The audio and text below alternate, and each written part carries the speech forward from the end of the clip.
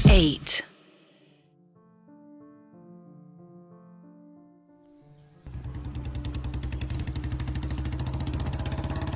तेजी से बुलेट चलाते हुए गुरी अपने कॉलेज की ओर जा रहा था। पीछे वेदा बैठे हुए थे, जिसे समझा रहे थे कि इतनी स्पीड में बाइक नहीं चलाई जाती। पर गुरी के अंदर जवानी का जोश उबाले मार रहा था। किसी तरह वो दोनों कॉलेज पहुंचे, पर कॉलेज के अंदर ना जाकर वो वेदा को बाहर कैंटीन में लेकर गया। वहां पर जाते ही उन्होंने सैंडविच ऑर्डर किया और कॉफी। उतनी देर में उसके कुछ लफंडर दोस्त भी वहां पर आ गए। उन्होंने भी क्लास से बंक किया हुआ था और ये हाल देखकर वेदा सोच में पड़ गए कि आजकल का यूथ कहाँ जा रहा है। वो केवल बंक करता है, पढ़ाई से भागता है। जबकि पहले के समय में विद्या को देवी मान के उसकी पूजा की जाती थी और आज वो बस केवल खुद को पढ़ा लिखा दिखाने का एक सर्टिफिकेट है। वेदा बार बार गुरु से पूछ रहे थे कि वो उन्हें उस खुई की कहानी बताते, पर वो यहाँ वहाँ आवारागर्दी करने में लगा हुआ था। कभी कॉलेज से बाहर जाता, कभी अंदर जाता, यहाँ वहाँ लोगों से मिलता। ऐसे वो मोड़ पर खड़ा हुआ था। तब वेदा को एकदम से गुस्सा आ गया, क्योंकि शाम हो चली थी और रात को उनका कुछ प्लान था। वो गुरी के सामने आए और बोले, क्या है ये सब? तुम अपनी जिंदगी के साथ कर क्या रहे हो आखिर? जिंदगी का एक एक पल कीमती होता है और तुम उसे ऐसे ही बर्बाद कर रहे हो। तुम्हारे जीवन का कोई उद्देश्य है या नहीं? देखो, मुझे तुम्हारे जीवन का तो नहीं पता, पर मेरे जीवन का एक उद्देश्य है और मेरे लिए मेरा एक एक पल कीमती है। तुम मुझे अगर बता सकते हो कि वहां पर क्या हुआ था और क्या उसके अंदर कैद है तो बताओ, वरना मैं जा रहा हूं। मैं अपने आप सब कुछ पता लगा लूंगा। मेरे पास इतनी काबिलियत है। वेदा को एकदम से गुस्से में देख गुरी भी सीरियस हो गया और बोला, ओ वेदा भाई, तू तो गुस्सा ही हो गया। मैं तो तुझे बस यहाँ वहाँ घुमा रहा था। चल, जब तेरे को उसके बारे में जानना है और इतना ही ज़्यादा ज़रूरी है तो मैं तुझे बता देता हूँ। उसमें क्या है? गांव के बच्चे बच्चे को उस शैतानी खुई के बारे में पता है। सारा गांव जानता है। तू भी सुन ले। वेदा गंभीर हुए और उस शैतानी खुई की कहानी सुनने लगे। बहुत सालों पहले की बात है। तब मेरे पापा मेरी उम्र के ही थे, शायद मेरे से भी थोड़े छोटे होंगे। कोई यहाँ पर तब से है, पर तब ये जमीन किसी और की हुआ करती थी। यहाँ पर एक छोटी सी कुटिया थी, जिसमें एक औरत, आदमी और एक बच्चा रहता था।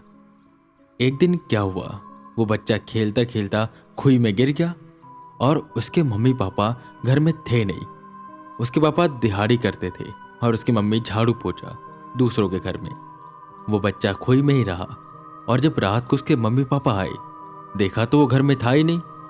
लगा कहीं बाहर खेल रहा होगा। उन्होंने उसे बहुत ढूंढा, यहाँ वहाँ सब जगह ढूंढ लिया। आखिर में थक हार कर वो उस खुई के पास पहुंचे। देखा तो वहां पर खिलौना पड़ा था। उसके पापा ने ना आव देखा ना ताव, सीधा खुई में छलांग मारी और अपने बच्चे को बाहर निकाला। पर जब तक बाहर निकाला तब तक काफी देर हो गई थी। वो बच्चा मर चुका था।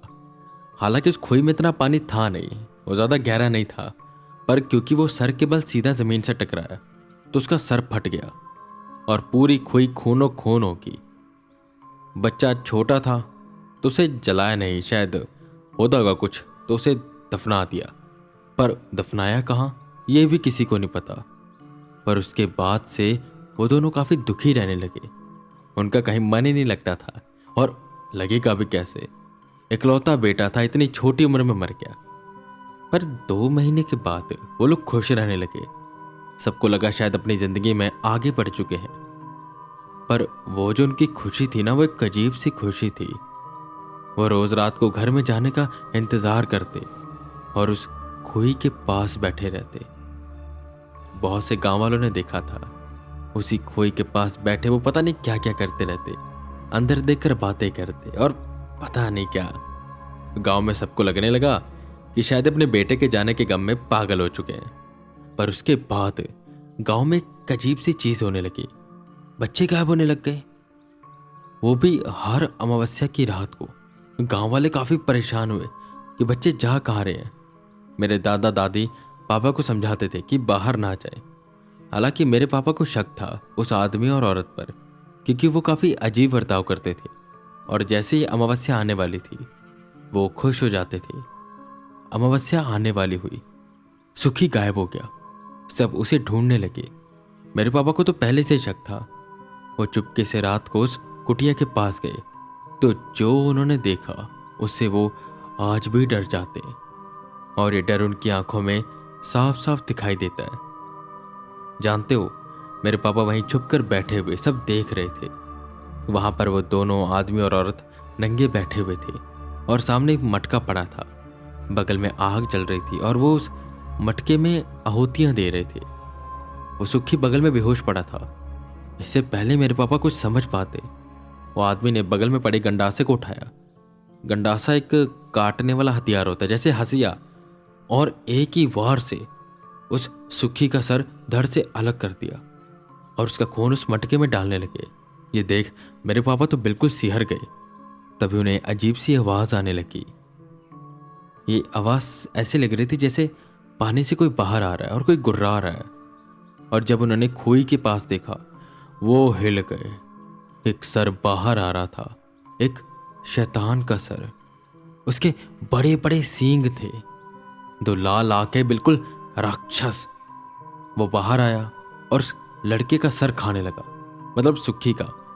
जितनी देर में उसे खा रहा था, उस औरत और उस आदमी ने उस मटके को उठाया और उस कुएं में फेंक दिया। मेरे पापा ने इंतजार नहीं किया, वो सीधा गांव में भागते हुए गए। उस वक्त मेरे दादाजी सरपंच थे, तो सबको उठाया गया और सब मशाले लेकर उस खुई के पास आए और सब ने वो नज़ारा देखा। एक शैतान उस बच्चे को खा रहा था। वो आदमी औरत नंगे बैठे बस कहूतियां दे रहे थे। और जैसे उन दोनों ने सबको देखा वो डर गए और शैतान तो खुई में चला गया। गांव वाले इतने गुस्से में थे कि उन्होंने सीधा उस झोपड़ी को आग लगा दी और उन दोनों को बांध दिया और बांधने के बाद जिंदा ही उस खुई में फेंक दिया। और मेरे पापा आज भी बताते हैं कि आखिरी वक्त तक वो दोनों आदमी और औरत बस ये चिल्लाते रहे कि मेरा बच्चा है वो, मेरा बच्चा है वो। और गांव वालों ने खुई में पेट्रोल डाला, फूंक दिया। पूरी रात वो खुई जलती रही।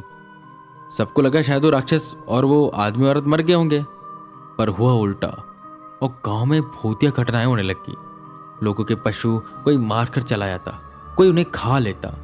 गांव में आतंक सा फैल गया। तब गांव में एक सिद्ध पंडित आए।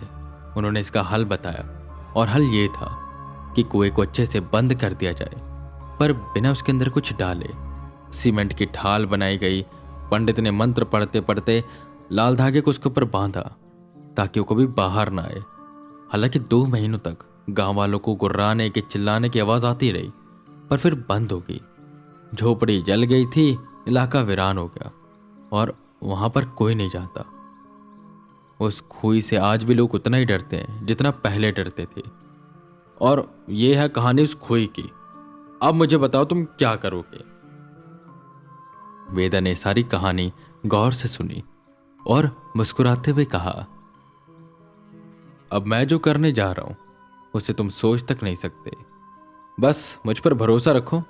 और हाँ, आज रात हमें जाना है, क्योंकि वो शायद आज फिर से आएंगे उस कुएं को खोलने के लिए और उस शैतान को आज़ाद करने के लिए। मुझे जानना है कि इन सब के पीछे है कौन। वेदा इतना बोल पलटे। रात होने वाली थी तो वो सीधा निकल गए घर की ओर।